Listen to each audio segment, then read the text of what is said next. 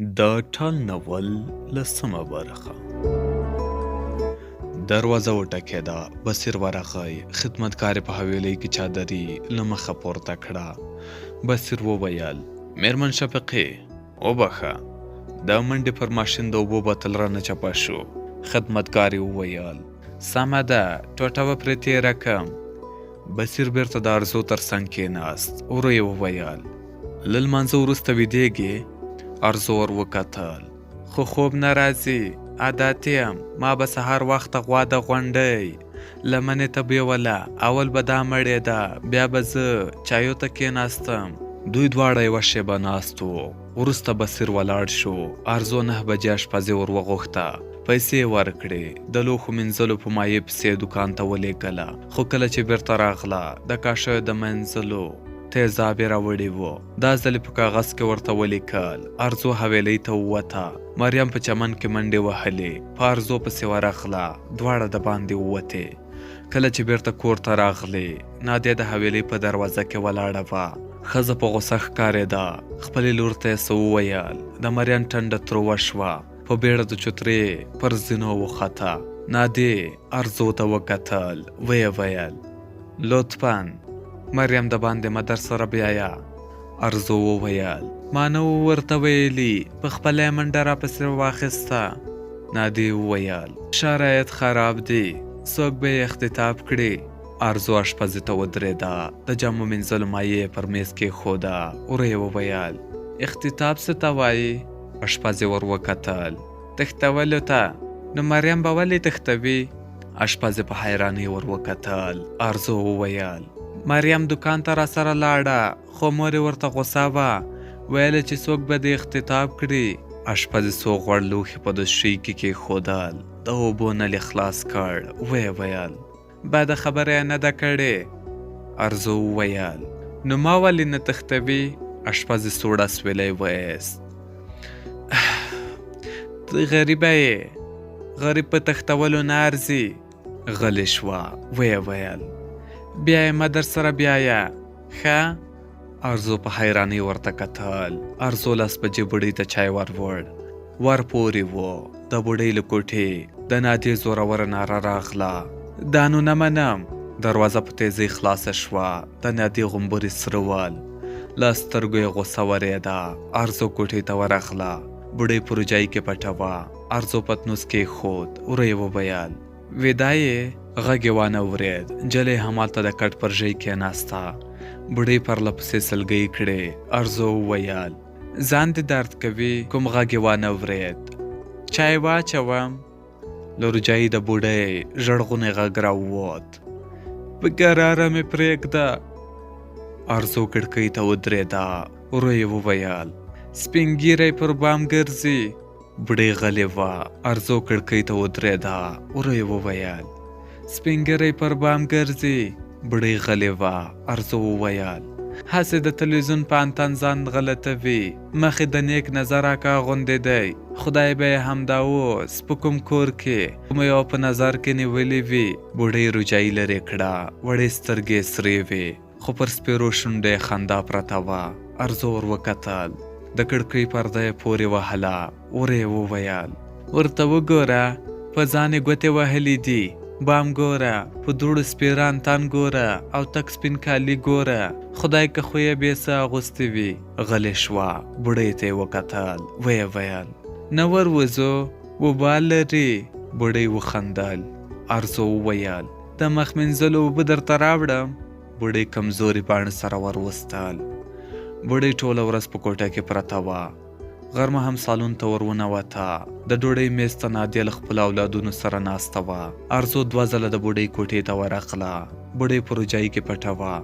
کله کله به یې سلګۍ کړه.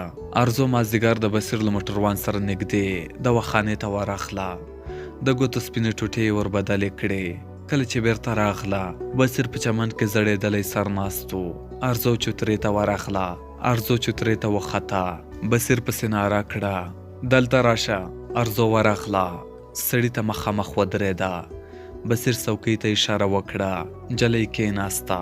بصیر وویل: څه خبره وه؟ ارزو حیرانې سترګې ور واړولې. بصیر وویل: ابۍ ولې ژاړې؟ ارزو وویل نه پوهیږم. بصیر وویل یوه خبره هم نه کوي، له څه وخته راهیسې همداسې ده.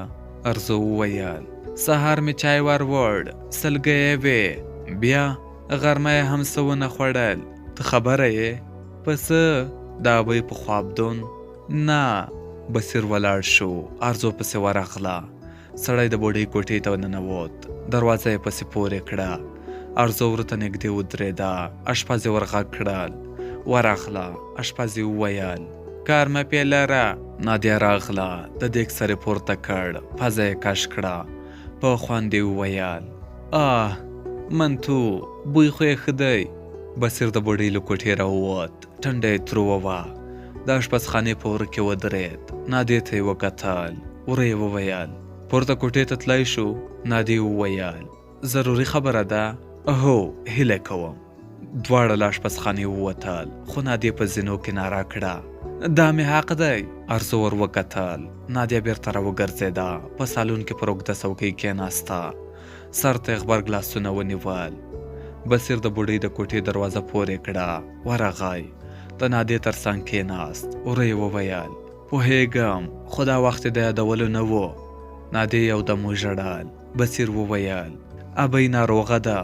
نادیې په ژړا کې وویل خو په وصیتنامه کې زه د وزیر اکبر خان له کوره ایستلی یم، د خیرخانې په دوکانونو کې هم حق نه دی راکړی. بصیر سړه ساه وایسته. وره یې وویل موږ خو یو، ژمنه ده، خپله برخه دې در رسیږي، خو خدای ومنه. نادیې چیغه کړه. بصیر راغی. بوډۍ نیم ساعت وروسته په شفاخانه کې وه، سترګې یې پټې وې، ګڼ ډاکټران پرې راټول ول. بصیر، نادیه او ارزو د روغتون په اوږده دهلیز کې ناست ول.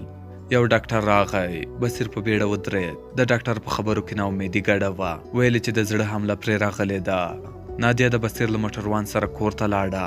3 بجې ارزو پر اوږده څوکۍ ویده شوه، خو بصیر تر سهاره ناست و. 8 بجې بل ډاکټر راغی. بوډۍ یې وکته، نوي معاینات یې ولیکل. بوډۍ ماښام سترګې رڼې کړې. لور، زوی او ارزو یې سر ته ولاړ ول. بوډۍ یوې بلې خواته وکتل. زګیروی یې شو. په سخته یې وویل کور ته ځم. بصیر خوله جینګه کړه. ابۍ، ته باید یو څه وخت دلته تیر کړې. بوډۍ سترګې پټې کړې، مازې شونډې یې وخوځېدې. بصیر د هغې خولې ته غوږ ور نږدې کړ.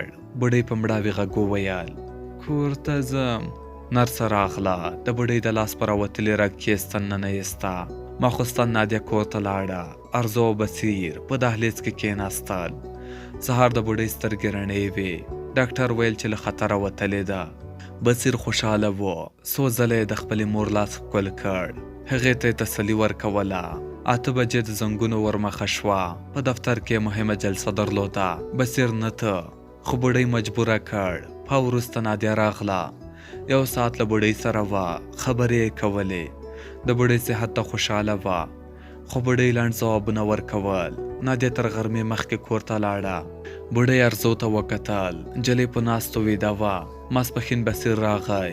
ارزو ته یې کور ته د تګ وویل، خو ارزو نه تله. مازدیګر یې بوډۍ له عاجل اطاقه وایسته. په نوې کوټه کې پر یو بل کټ ځوانه چاغه ښځه پرته وه. د پایوازانو لپاره 2 اضافي کټونه هم ایښي وو. بصیر ماخوستن کور ته لاړ. بوډۍ نیمه شپه سترګې رڼې کړې. ارزو په پټو سترګو ناسته وه. د دې په ویښتو کې یې ګوتې وهلې. بوډۍ وخوځېده. ارزو ور وکتل. په خوند یې وویل ښه یې؟ زګیروی دې نه ختل؟ کراره ساه دې اخیسته؟ بوډۍ وویل ته باید ویده وای، خو خوب نه راته. بوډۍ وویل دروغ مه وایه، سترګې دې پړسېدلې دي. ارزو وویل په خوب کې دې خبرې کولې. بوډۍ ور وکتل. نجلۍ وویل ویل دې چې عبدالله هغه غړکۍ مې خوښه ده. بوډۍ په سخته وخندل. عبدالله مې په خوب لیده، په لویه مغازه کې یې غړکۍ راته اخیسته. ارزو وویل عبدالله څوک دی؟ خاوند مې 10 کاله مخکې موټر وواهه، نو ته خپل سړی په خپل نوم بولې؟ بوډۍ حیرانې سترګې ور واړولې. ارزو وویل مور مې پلار ته یې ویل ای چای راوړم. غلې شوه. ویې ویل زموږ په کلي کې څوک د خپل سړي نوم نه اخلي، سپین سترګې ښکاري. نرسه راغله. د زړې ښځې فشار یې وکوت. بلې ویدې ناروغې ته ودرېده. بوډۍ وویل ناوخته دی. ارزو خپل کټ ته ورغله. یو وخت یې سترګې رڼې کړې. په غږ پسې ور میږ کوږ کړ. سهار و. یوه ډاکټر د چاغې ښځې فشار کوت. ارزو ژر پر خپل ټټر روجایي ورکش کړه. کېناسته.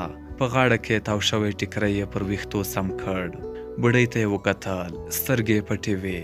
ارزو دهلیز ته ووته. په تشناب کې یې نل ته مخ ونیو. په دهلیز کې په روانې نرسې پسې چټکه شوه. مخې ته یې ودرېده. ویې ویل په ټوله شپه خانه کې جای نماز نشته. سهار د لمانځه لپاره هېڅ هم نه و. د نرسې تندی نرۍ ګونځې پیدا کړې. د بوډۍ کوټې ته ننوته. ارزو پسې ورغله. ویې ویل تاسې لمونځ نه کوئ؟ ډاکټر ور وکتل. نرسې ورو وویل صیب جای نماز غواړي ورته راوړه. نرسه غلې وه. ډاکټر وویل سبا کار ته ووایه چې د نارینهو له جماعته یو جای نماز راوړي. ارزو پر کټ کېناسته. ډاکټر د ارزو تړلو ګوتو ته وکتل. نرسې ته یې مخ ور واړاوه. بنداژونه یې بدل که. بوډۍ یو وخت د ارزو په لوړ غږ راویښه شوه. له نرسې سره یې جنجال و. ویله چې خدای کې ورپی هم درکم. ما خو د ګوتو د ټوټو بدلېدا نه غوښته. بوډۍ وټوخل. نرسه یې ور وغوښته. نرسې وویل چې د ډاکټر په هدایت مې د نجلۍ د ګوتو خیرن بنداژونه ور بدل کړل. پارچه مې ورکړه. ومې ویل چې لاندې لاړه شه. 1.5 افغانۍ تحویل کړه. بوډۍ کاغذ ورنه واخیست. ویې ویل سمه ده چې زوی مې راغی تحویل به یې کړو. نرسه په تریو تندي له کوټې ووته. ارزو زړېدلی سر د بوډۍ تر څنګ کېناسته. په غوسه یې وویل غله ما خو نه ورته ویلي. بوډۍ وویل خو د بنداژ بدلېدا دې ضرور وه. نو دا 100 ټوټې په دومره پیسو ارزي؟ بوډۍ ټوخي واخیسته. وروسته یې وویل په دې خبرو پسې مه ګرځه. دا شخصي شفاخانه ده. دلته خدایي هوا هم در باندې حسابوي. یو زوړ سړی په ور کې ودرېد. ارزو ژر د بوډۍ پر خلاص ټټر روجای ورکش کړه. زاړي سړي وویل جای نماز تاسو غوښت؟ ارزو ورغله. جای نماز یې ور واخیست. سړی بیرته د باندې ووت. ارزو وویل اوس به یې دا زړه مسله هم په 500 حساب کړې وي. خندا راغله. ارزو مغزی کوږ کړ. په کټ کې پرتې چاغې ځوانې ښځې ورته خندل.